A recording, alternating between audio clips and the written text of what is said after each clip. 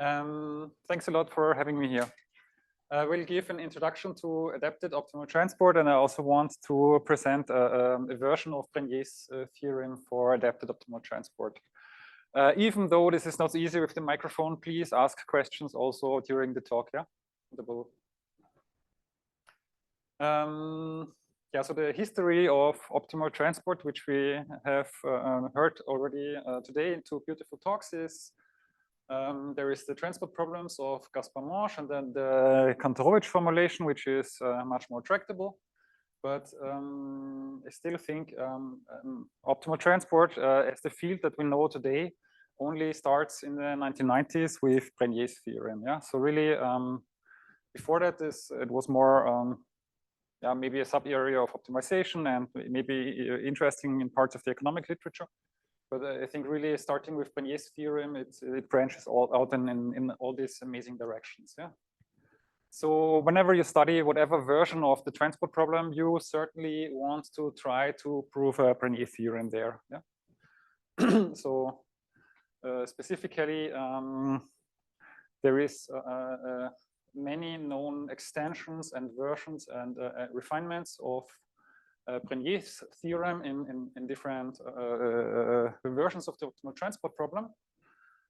So clearly, when I started to go into adapted transport around 10 years ago, together with Julio and soon also with Beatrice, immediately I would have liked to see if there is some version of Brenier's theorem. Yeah, so if there are some natural regularity conditions which tell you that actually you optimize only over maps and you don't have to optimize over functions. And actually you should be able to see some beautiful structure which should be characteristic of these optimality properties. And yeah, unfortunately, so my immediate like after thinking about this for a couple of months, I thought it's really hopeless. And then maybe some 5 or 6 years later, I understood that the problems we thought originally would make it hopeless were kind of the wrong reasons. But after that, it seemed still at least as hopeless. And it's only very recently, due to some very good idea of my co-authors, that I think we can make some progress in the direction of making a Brenner theorem for adapted transport. Okay, so the plan for the talk is I will start with some general introduction to adapted transport and adapted Wasserstand distances. Then we will come to an equivalent problem where then I will kind of explain what the difficulties are in obtaining a Brenner theorem here. Then we go into a problem which is more on the optimal transport side and see what we can do there, and then come back to adapted transport and some ideas of the proofs. So adapted Wasserstand distance is, in the simplest case, just another distance between probability measures on Rn. The crucial thing is we interpret these probability measures as laws of stochastic processes, which means we want to give some special attention to the time component. Yeah? And the adapted Wasserstand distance was introduced independently by at least 4 different groups of authors. Yeah, there's always this one favorite picture, which is trying to explain why you want to change something about the classical Wasserstand distance. So the point is you want to compare 2 stochastic processes. First stochastic process is constant, and then it branches up or down with 50% probability each. So maybe this is my probability measure P. And alternatively, we have a probability measure Q, which branches out a bit earlier, but branches out only by some small epsilon. And this is my probability measure Q. And then you can play this game of how much is the Wasserstein distance of P and Q, yeah? Okay, so classical Wasserstein distance means you have to translate these two pictures into probabilities on R2, so this will just be two Dirac measures. And yeah, if you don't translate, but if you just look at the picture, it would be clear how you would couple this guy with this guy. You would just take the upper path and map the upper path here, and it would map the lower path here to the lower path here. And since this path looks similar to that path and that guy looks similar to that, this would be something of the order epsilon. So in classical Wasserstein distance, those two stochastic processes are virtually the same.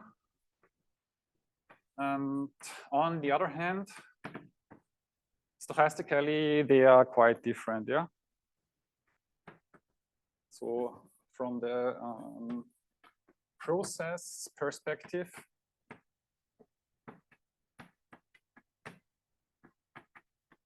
they should be considered as very different, and you can, it pops up in many questions, yeah? So you can write down optimal stopping problems. Optimal stopping problems will not be continuous on this.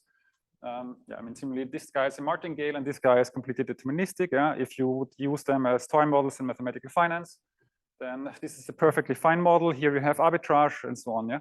So if you do anything like pricing and hedging or stochastic optimal control or just things like Snell envelope and Doob decomposition, all of these things will not be continuous with respect to a classical Wasserstein distance. And what the adapted Wasserstein distance is trying to do, it's trying to repair this defect and try to find a good distance yeah, for comparing stochastic processes. And the idea is we start, of course, with the Morse problem, which we have been seeing already in the morning. And then we want to modify it. And the idea is this kind of cheap transport, which we used to smoothly couple those two guys. This is kind of cheating because, after all, if you're at this point, yeah, you already need to decide where you want to put the mass. If you want to put it up or down, it's cheating because from the perspective of this reality, we have no idea of where we are going in the future. Yeah, so what we would say is this preservation of mass condition is in classical transport, it's this, and in an adapted version of this, we want that if we want to decide where to go at time 1, we are not allowed to look into the future. We can look only at the current value of the path, but we cannot look at the future evolution. And yeah, so these maps I call adapted or triangular. And in order to get a distance, we will do this symmetrically. Yeah, so we will only look at invertible T's, and we ask that both of them are in this sense adapted and triangular or triangular. Yeah? And clearly it will repair this problem. It will have, of course, the issue that because yeah, in optimal transport, it's never so useful to look at maps. So we want to have a Kantorovich version of this. So we optimize over couplings, which are bicausal, and bicausal is this type of constraint. It's saying that if we want to determine how much mass we send to B, then we are allowed only to use the path up to the current time t. And if we get more information, then this must not change our decision. Yeah, exactly. It's exactly this triangular condition. Yeah. Okay, and yeah. So in this way, we get a nice distance. It's yeah. So one thing. Instead of telling this story with R as a state space, we would usually tell it with RD, or we would tell it with a separable Hilbert space. So always when H pops up today, just maybe you substitute R for it. Yeah, it's not. It's usually the same, and H is more convenient than writing RD. Okay. This guy is a metric for the weak adapted topology. Yeah, so weak adapted topology is it's exactly the topology which is trying to repair all the discontinuities with the classic, which the classical weak continuity has for optimal control and so on. And weak adapted topology, there is this story that this again was invented by many different people independently with the very different approaches, but in the end it turns out that all of these researchers are producing the same topology independently. So again, it seems to be a canonical object. Yeah, and you obtain, as I said previously, with this construction, you obtain continuity, and in fact, Lipschitz continuity of all these things we would like to do in the theory of stochastic processes. Yes, there is by now quite some literature on estimators and also on geometric inequalities. Many things extend to continuous time, but on the other hand, also in continuous time, there is also still many fundamental open questions. And yeah, a last point is actually usually you want to do a bit more. So usually you do not only want to look at probability measures, but usually you want to be looking at probability spaces which are more general, which can carry more general filtration. And you also want to compare the distance between such processes. And we will come back to this a bit later, yeah? Okay, so there is yeah, quite some literature on this in the last years, but there is no Brenier theorem. So we want to discuss what an initial problem is with putting up a Brenier theorem. And for this, let me recall again what we understand on the Brenier.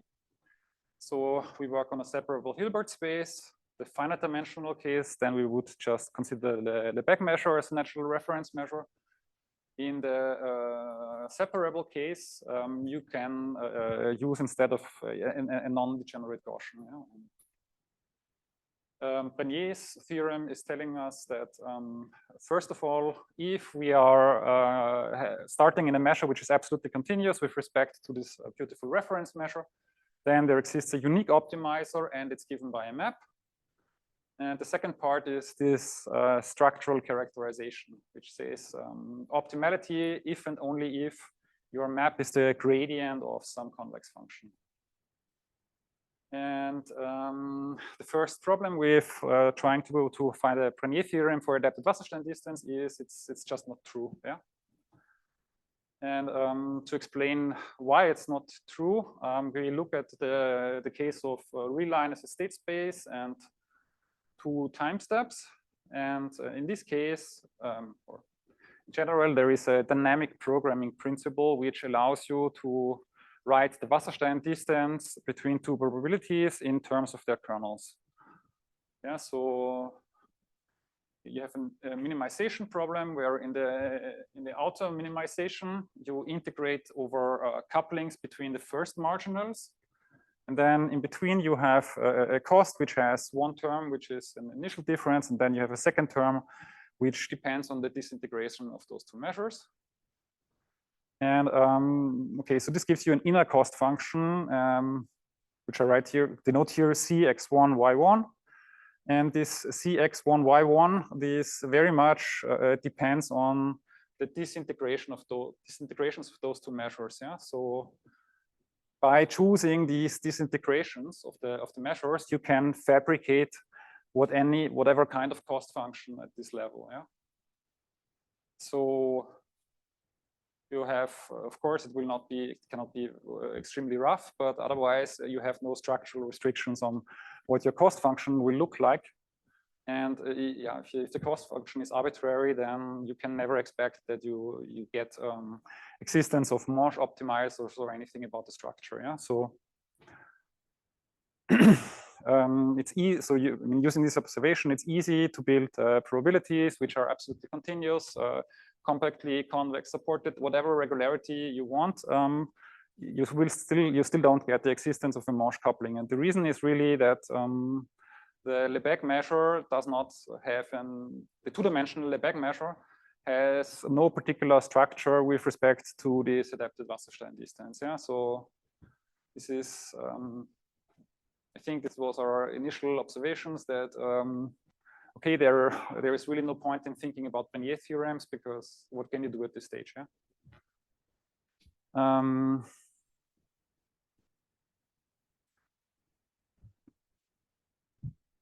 Another issue which we noticed also, which one notices in the beginning is actually this adapted Wasserstein distance is not complete. Yeah, this seems to be an annoying problem. I want to briefly demonstrate why it fails to be complete. Okay.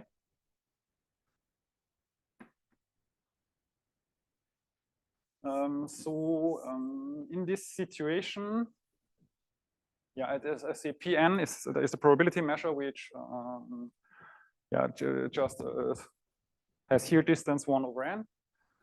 And first question to the audience: what is the distance between Pn and Pm? But choose n and m differently. What do we expect roughly for the adapted Wasserstein distance of this guy with another guy with a different n? Yeah, so this is my attempt to provoke questions. Yeah, or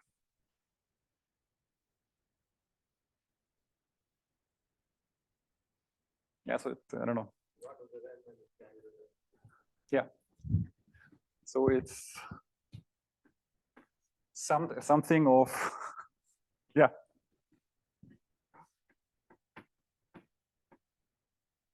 Yeah, this, or maybe it's this squared, I don't know. Yeah, that's good enough. Yeah. Okay, so the point is, thank you very much. Yeah, it's yeah. Okay, the point is those two guys, they have similar information structure. They're very close to each other. These guys are a Cauchy sequence. Yeah. So these guys would like to converge. Yeah. If they would converge, then they would converge to that guy. Yeah, because you have something which is finer than the classical weak topology. In weak topology, they go there, they still have to go there. Yeah? Okay, now the issue is we know that they don't converge to that guy. So we have to do something about this. And yeah, it turns out that the solution is that you should allow for more general filtrations at this level.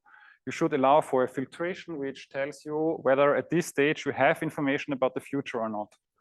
So the limit of these guys, this will be a stochastic process, which at time 1 already has information about its future behavior. So if, yeah, to do that, I mean, you can either use completely abstract probability spaces, or, and this is more reasonable for this talk, you can just fix one probability space, in this case 0, 1 to the power of n-dimensional Lebesgue measure and the filtration generated by the coordinates.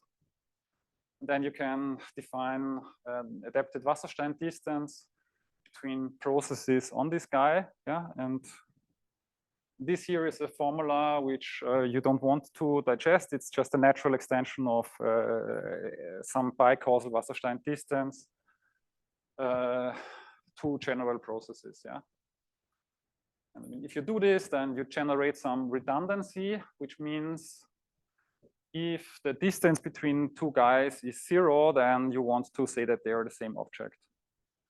It turns out it's a good way of saying that two things are the same object, because if two things are the same in this sense, then they really have all probabilistic properties the same. Yeah, not only do they have the same law, but also same values for stochastic control problems, or yeah.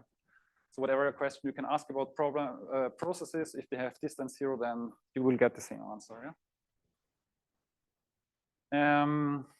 Okay, and processes which are just laws, they are embedded into this set by making the additional requirements that these are processes where the filtration gives you no extra information about what is seen by the path. Yeah? So if you do that, then you actually get a nice space. You get yeah, there's the space of set of filtered processes with adapted Wasserstein distance is the completion of what we had before. It's a complete geodesic space. It satisfies a version of Foucault's theorem, so there's many compact sets. There exist Wasserstein barycenters and so on. Yeah. One way of viewing this space is what I call L2 representation. So on this space, you can represent the adapted Wasserstein distance somehow as a quotient metric from the L2 metric. So this is nice from the point of view that you link it to a linear structure. And another representation, this is what I want to call nested space representation. You can always do it, but for didactic reasons, it's better to do it only with martingales. Yeah, so at least on a subset of martingales, yeah, which turns out to be a closed, geodesically closed subspace, you obtain that you are the same as doing some probabilities on probabilities on probabilities. Yeah. So what you do is you start with a martingale, and you map it to an iteration of such laws. What you get in this way is an element of this guy, which we want to call adapted law. Yeah. So yeah.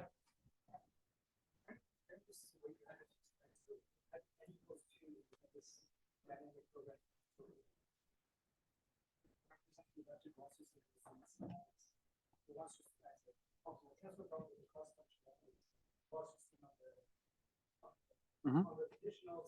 Yeah. Yeah. Yes, this is.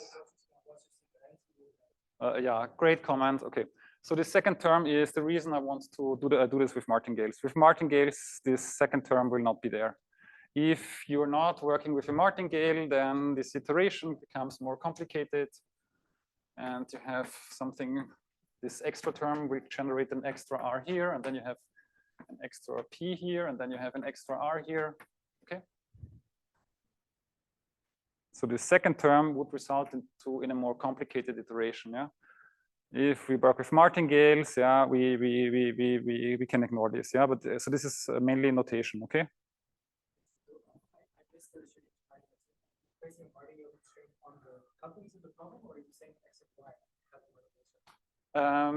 What I want to say is I don't look at general filtered processes. I just look at processes which are in martingale with respect to the underlying filtration. Yeah.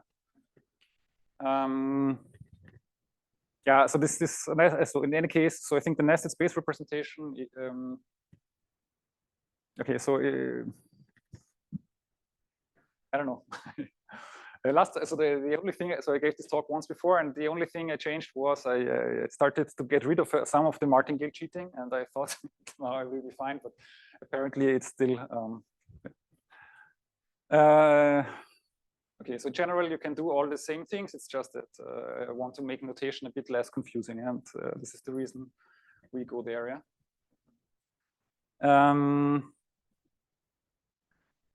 What I mean with Wasserstein 2 here, I just want to briefly explain this. So it's here we would call this Wasserstein on Wasserstein. So if you choose n equal 2, then the new Wasserstein distance would be calculated like this, with just taking the Wasserstein distance from the lower level as your new cost function. Yeah. Okay, so if you trust in this, yeah, so apart from that, I'm apparently trying to trick you with these martingales, yeah, but apart from this, the only thing which we would need for a Brenier for adapted Wasserstein distance, yeah, would be a Brenier theorem for this Wasserstein on Wasserstein space. Yeah.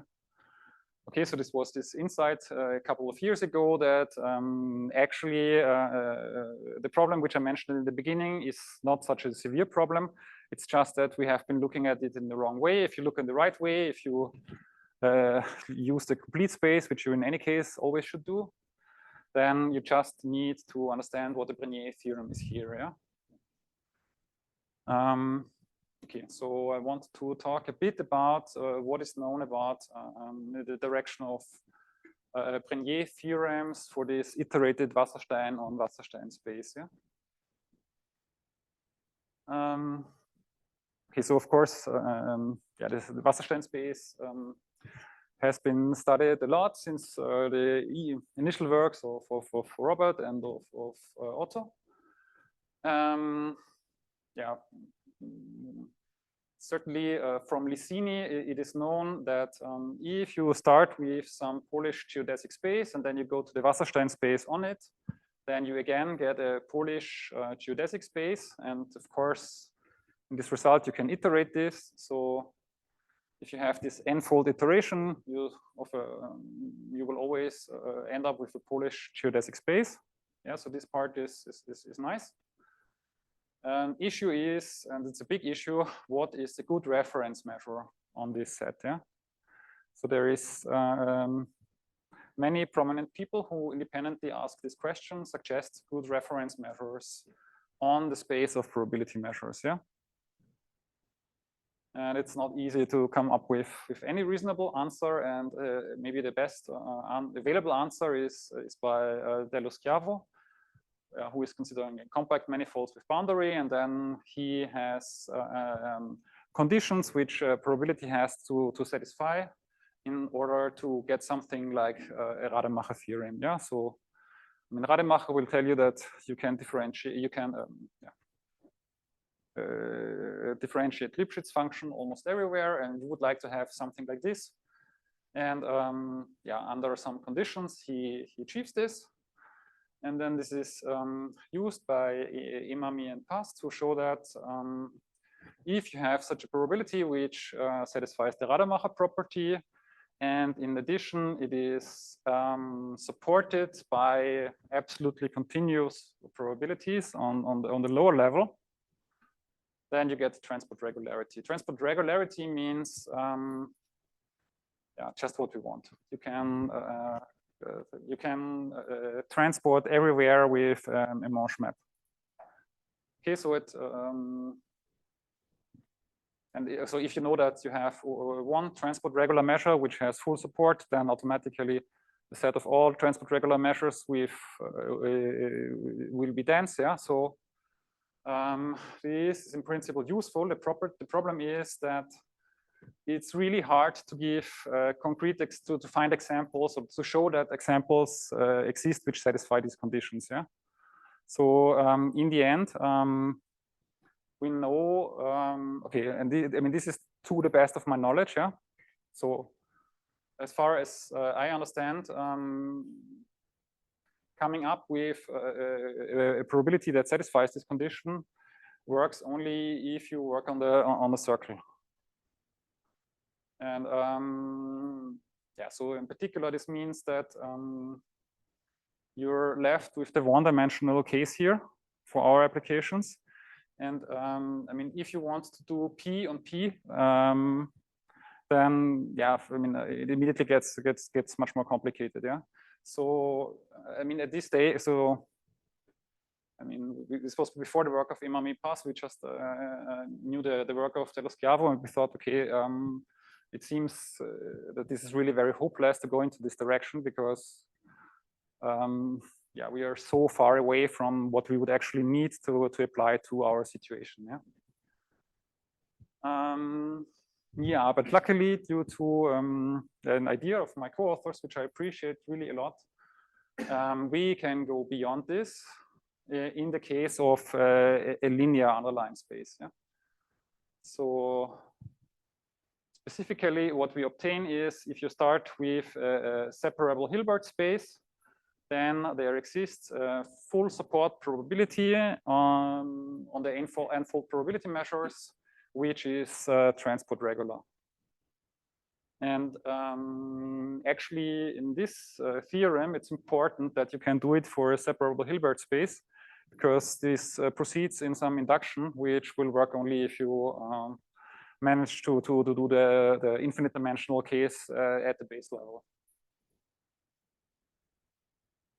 Okay, so as a consequence, transport regular measures are dense. And actually, the transport regular measures here are not so complicated. So the simplest, the first non-trivial case for n equal 2, this is the what we would take is the law of the occupation time measure of Brownian motion. So just take Brownian, in the one-dimensional case, you just take Brownian motion on the unit interval. You look at the random path. This random path will give you some measure on the path axis, yeah. And the total measure lambda is just, yeah, you throw your Brownian motion dice and you obtain many such probabilities, and this is what gives you your full support probability lambda, yeah. And yeah, so you can do this. So if you do this for Brownian motion in RD, then okay, the occupation times are some paths which are in RD, and so somehow somewhere in this proof, what you need to show is that the natural measure on the path of a Brownian motion is a transport regular measure in the usual sense, yeah. So if you distribute in Rn the natural probability on the path of the Brownian motion, this is almost surely a transport regular measure, which is funny. So the paths of Brownian motion, so in higher dimensions, they always have dimension 2. So in, I don't know, R19, you find the two-dimensional subset, which is always transport regular, just because Brownian motion is so widely moving in any direction, yeah. Do you understand? Does it make sense, or? Okay, if you go to infinite dimensions, what you want to do is you want to have such a Q-Wiener process, so the infinite dimensional version of a Brownian motion. If you want to do more time steps, then instead of a Brownian motion, you take a Brownian sheet. Yeah, so these extensions are also yeah, not so hard, not hard to construct. Yeah. Okay, then yeah, so this theorem about Morse solutions, of course, where it really comes from is understanding something about the convex structure behind this, and this is what I want to explain next. Yeah. So to do this, I want to slightly rephrase Beignet's theorem. So I want to talk about this in such a coupling framework. Yeah, Beignет says. Classical Beignet says under the right conditions, pi will be optimal if it appears in this as the law of some pair x and gradient phi of x for some phi on H convex. If we look now one level higher on probability measures on P2 of H, then what changes is that X will go from some abstract space omega to an L2 space. And optimality is reflected by having a convex law invariant function which is defined on the L2 space. So law invariant means that so if x and y have the same distribution, yeah, with respect to the measure on your L2 space, then phi bar of x is equal to phi bar of y. Or another way to say this is that this has to be of the form some function phi applied to the law of x. And yeah, if we want to go to the higher level, the law, this has to be replaced by this adapted law, which we have seen before. And what it will give us is, yeah, essentially the same Brenier theorem. So right now, instead of here we went from H to this Hilbert space. Here we have this bigger Hilbert space, and then we have the convex adapted law invariant functions on this bigger Hilbert space, and yeah, this gives you the full characterization of the optimal couplings. Questions or?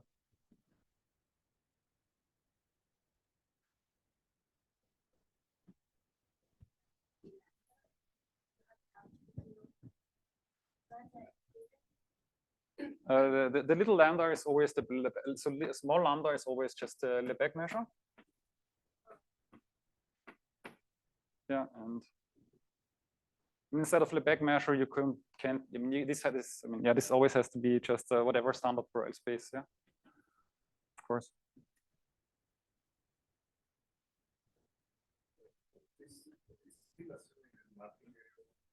No, sorry. So okay. Okay, this martingale seems like I'm cheating, but actually no, it's not. I just want to take the opportunity to make this point. Okay, so martingale for us, it's a simplifying assumption, but the martingale assumption would take you exactly to the situation that optimal transport people would study. Yeah, so I think in optimal transport, Robert, I don't know, you would not care about, you would not care so much about adapted Wasserstein distance. You would first be maybe looking at this iterated Wasserstein space. Yeah, so this is more natural from the optimal transport perspective. This corresponds exactly to the martingale case in the adapted Wasserstein distance. So to get the general case for the adapted Wasserstein distance, you have to work a bit more, but really it's only a bit that you have to work more. Yeah. So if you look at our preprints, then we first do the martingale case, and then there is always the last section where we say how to extend it to the general case. So because it's the last section, it's always the most terrible section with the most mistakes. Okay, so I hope that nobody really ever goes there. Yeah, sorry.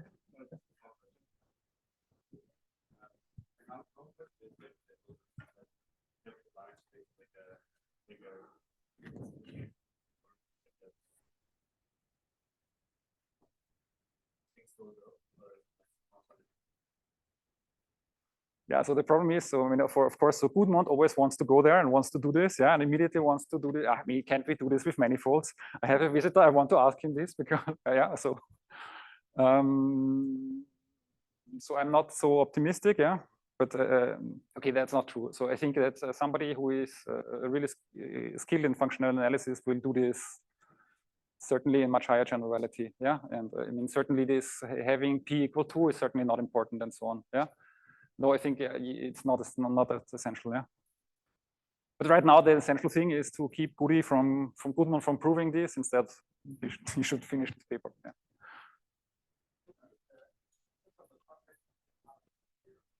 Yes, yes. So very much, yeah. So there exists a convex function, and it's a convex function where this,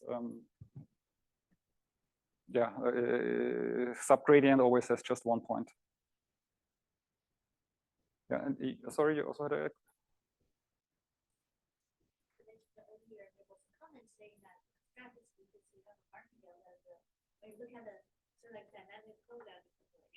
Mm-hmm. Yeah.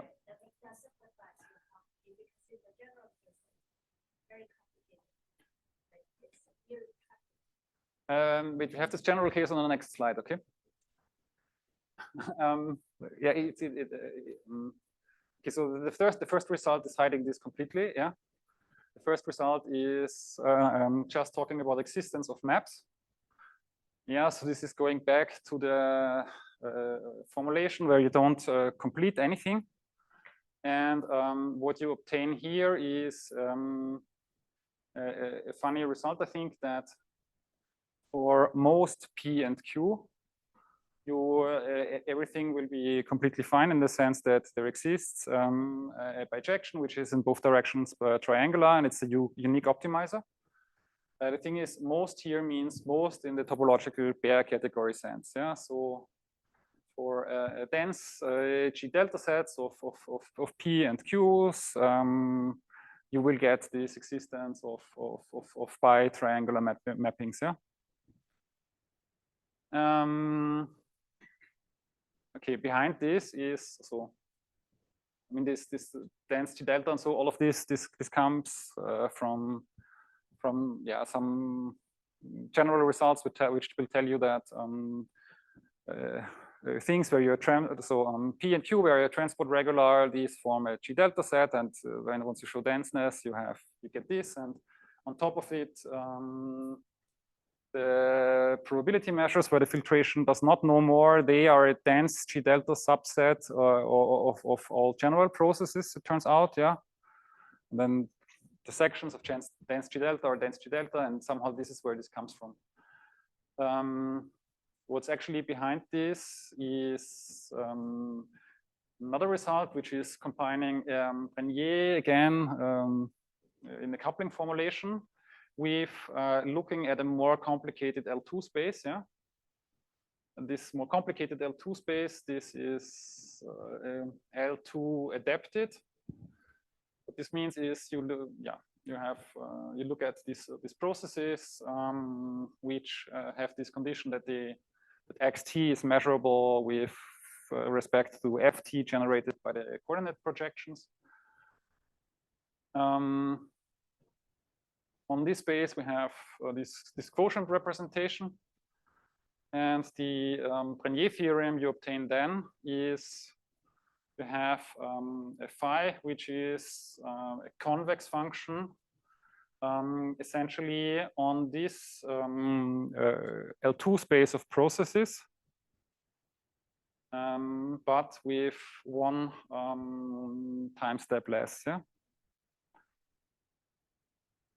Okay, so this is the rigorous formulation if you are in the non-martingale case and just talking about the adapted Wasserstein distance. And I mean, interpretation here is that, yeah, so classical Brenier is you look at convex functions on your base space. Here you look at convex functions on the space of stochastic processes to get your optimal transports. Yeah, so this L2 adapted, this is somehow the good representation of the space of adapted processes, and there is a one-to-one correspondence between the convex functions here and the optimal transports.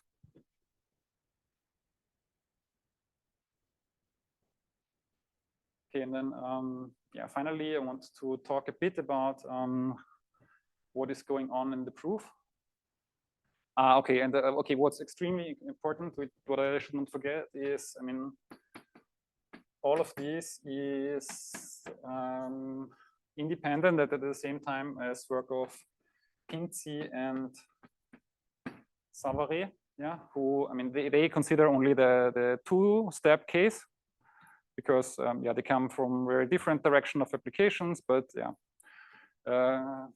September 3rd in the morning, we panicked a lot because we saw their paper on the archive, and then we were yeah, putting everything which was roughly completed on the archive on the same evening. But yeah, so our version had then also had only the n=2 case because yeah, this other one is not so easy. And yeah, so if you look at the last section of our first version, then it's really a funny section. Yeah. So, okay, so elements of the proof. We had a nested space representation of the adapted Wasserstein distance, and we have an L2 representation of adapted Wasserstein distance. And yeah, it's at many stages important that those two go together. Yeah, that you can switch back and forth between these nested probability measures and this L2 space structure where you just identify processes which have distance 0.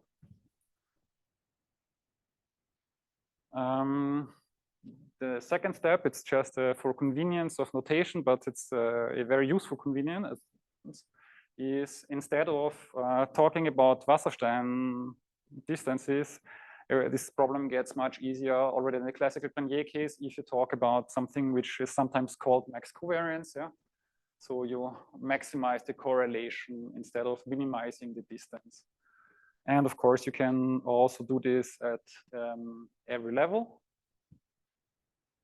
And then in this language, so optimal transport has this fundamental theorem, which is, I mean, I think the first important result you would prove in an optimal transport course that you have, for abstract cost function C, a dual characterization of optimal transport plans. Yeah?